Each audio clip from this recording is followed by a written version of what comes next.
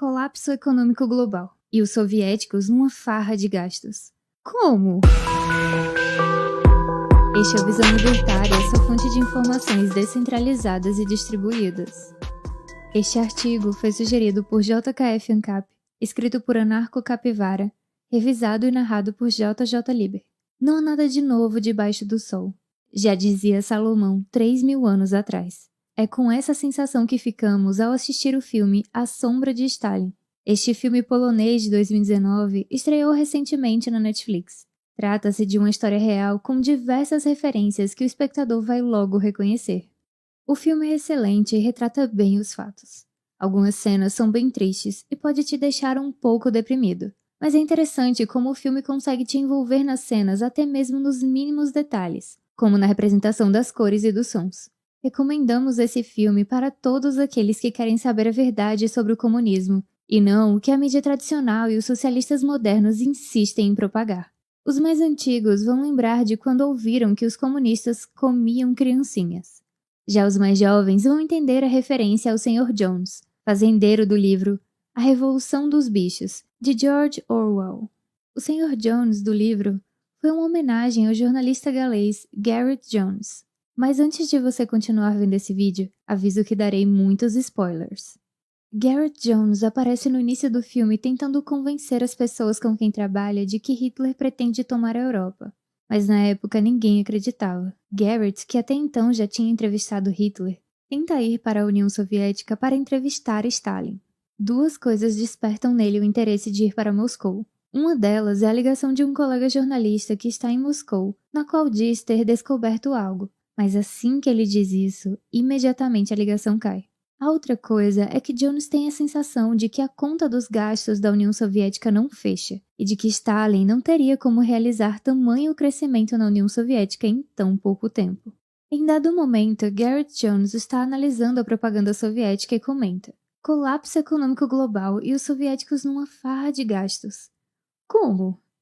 Pois é, apesar de parecer muito estranho, as pessoas acreditavam na propaganda soviética. O governo poderia vender a verdade que quisesse para o Ocidente. Pera, como assim a verdade?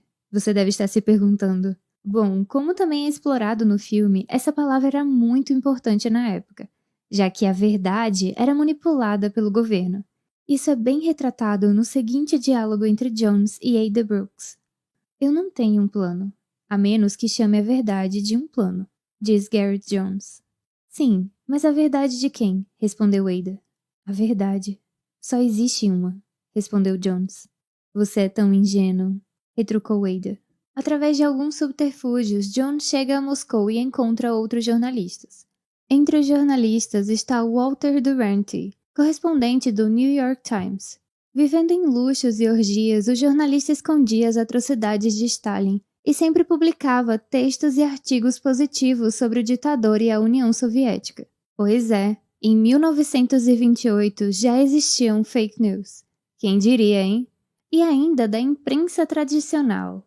E o pior é que Walter Duranty, por suas mentiras, chegou a ganhar em 1931 um prêmio Pulitzer, a maior honraria do jornalismo, o qual jamais foi revogado. Voltando ao filme, ao descobrir coisas estranhas como o assassinato de seu amigo jornalista com 4 tiros nas costas em um suposto assalto, Jones decide ir mais a fundo em sua busca pela verdade. Ele descobre que seu amigo, pouco antes de morrer, pretendia viajar para o interior da Ucrânia. Jones então viaja escondido para a Ucrânia, onde encontra o horror do Holodomor, que em ucraniano significa morrer de fome. Para os que não sabem, na Ucrânia, entre 1932 e 1933, ocorreu um verdadeiro genocídio.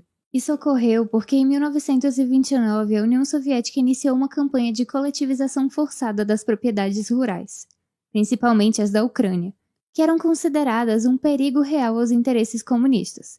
Para se ter uma ideia, dos 60 milhões de hectares pertencentes à Ucrânia, 42 milhões são adequados para o plantio. Mas não adianta nada o país ser fértil se toda a produção é roubada. Todos os kulaks, fazendeiros donos de quantidade expressiva de terras, foram declarados inimigos do regime. Então o governo iniciou sua campanha para colocar os camponeses contra os kulaks. Só que os camponeses, assim como os próprios kulaks, não eram a favor dessas medidas. Stalin ficou furioso e não pensou 2 vezes. Prendeu, deportou, assassinou, enfim, exterminou os kulaks. Depois fez o mesmo com qualquer camponês que cometesse o terrível crime de possuir 2 vacas, ou que quisesse plantar e colher para si mesmo e para sua família. Não, isso era um crime abominável. Tudo tinha que ser coletivizado, para o bem da elite quer dizer, do povo. Stalin foi além. Confiscou os grãos dos ucranianos para atingir as cotas agrícolas instituídas por ele, e, segundo dizem, para quebrar o espírito ucraniano nacionalista e exterminar os camponeses. Stalin impôs cotas de grãos exorbitantes, tomou os estoques e deixou o povo morrer de fome. Então exportou os grãos para sustentar a industrialização soviética e cumprir seus planos mirabolantes. Stalin deu ordens para que seus funcionários invadissem as casas dos ucranianos à procura de comida escondida.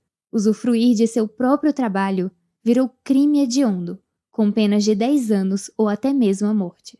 Para os historiadores, algo entre 1,8 milhão e 12 milhões de pessoas morreram de fome naquela época. Os números desse horror não são exatos, afinal, tudo foi escondido. Stalin literalmente matou milhões de pessoas de fome intencionalmente. Tudo, claro, supostamente em nome do bem comum e do sucesso do regime comunista. Mas o fato é que muitos dos que sobreviveram só conseguiram sobreviver pois apelaram para o canibalismo. Daí vem aquela conversa de que comunistas comem criancinhas. Apesar de que os ucranianos não eram de fato comunistas, ao menos não por conta própria. Existem vários casos documentados de canibalismo. Até mesmo crianças foram assassinadas e devoradas por parentes, incluindo seus próprios pais. Existem até relatos de pessoas devoradas vivas. Jones viu cenas como essa em sua passagem pela Ucrânia. Em dado momento, algumas crianças oferecem uma sopa de carne para ele. Enquanto come, Jones questiona onde aquelas crianças conseguiram aquela carne. Então uma das meninas responde: nosso irmão. Jones pergunta se o irmão dela é caçador e onde ele está. A menina fica em silêncio e leva Jones até o quintal de casa, onde está o corpo do irmão dela. A cena é extremamente chocante. Para mais informações sobre esse assunto, veja o nosso vídeo A Economia da Ucrânia. E caso queira saber mais sobre atrocidades cometidas por Stalin, confira também outros 2 vídeos aqui do canal: Joseph Stalin e a Macabra Ilha Canibal, e a luta contra o esquecimento dos expurgos stalinistas. Confira os links aqui na descrição. Voltando ao enredo do filme, após ver cenas horrendas e difíceis de serem esquecidas causadas pelo desespero da fome no local, Jones é encontrado pelo exército de Stalin, que o libera com a ameaça de que, caso ele contasse o que viu na Ucrânia, 6 engenheiros ingleses que trabalham na União Soviética seriam mortos. Jones volta para a Inglaterra e, mesmo com as ameaças, conta o que viu. Mas infelizmente, novamente, ninguém acredita nele. Nesse momento, após Jones expor tudo o que viu, George Orwell o confronta. Que bela história! Talvez os soviéticos estejam fazendo o melhor que podem, tomando as melhores decisões devido às circunstâncias. E as escolas gratuitas deles, os hospitais gratuitos? Disse George Orwell. Sim, mas a que custo? Respondeu Gareth Jones. A mídia tradicional, representada pelo jornalista premiado no New York Times, o desmente. Os políticos também não querem saber dos horrores perpetrados por Stalin, pois a Segunda Guerra Mundial está à porta e os países estão passando por graves crises econômicas e políticas. Gareth Jones não conseguiu entrevistar Stalin, mas acontece que Jones queria a verdade e isso certamente Stalin não o daria. Somente os que vivem a verdade poderiam contar para ele isso. Uma verdade dura e fria, que Jones viu de perto e sofreu. Ao final do filme, conta-se que o Sr. Jones foi morto enquanto fazia uma reportagem na Mongólia. Morto um dia antes de completar 30 anos. Assassinado por pessoas ligadas à polícia soviética.